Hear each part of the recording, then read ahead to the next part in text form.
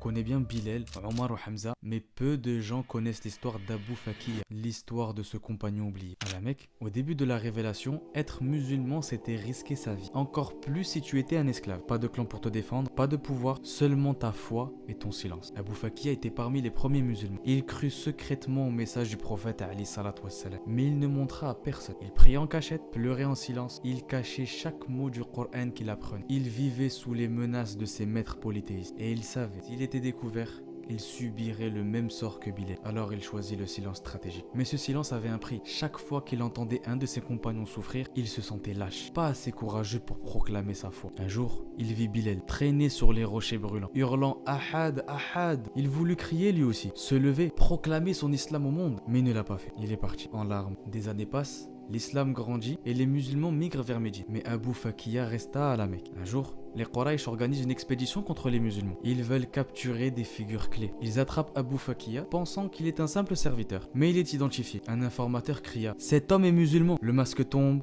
La peur aussi. Abu Fakiyya n'a plus le choix. Il lève la tête, les yeux remplis de larmes, et dit enfin « Oui, je crois en Allah et en son messager depuis des années. » La rage des Quraysh est immense. Il l'attrape, le frappe, l'enferme. Il le prive d'eau pendant des jours. Et à chaque fois qu'on le menace, il répète plus fort qu'avant « Allahu Ahad !» Les compagnons en Médine apprennent la nouvelle. Abu Bakr pleure. Le prophète alayhi salatu wassalam baisse la tête et dit « Allah a des serviteurs cachés que nul ne connaît. » Mais il les élève auprès de lui. Et ce fut le destin d'Abu Fakiyya. Il mourut peu de temps après avoir été libéré par Abu Bakr as-Siddiq. Épuisé, amaigri, mais libre. Son cœur s'éteignit dans la paix après avoir porté le poids du silence pendant 10 longues années.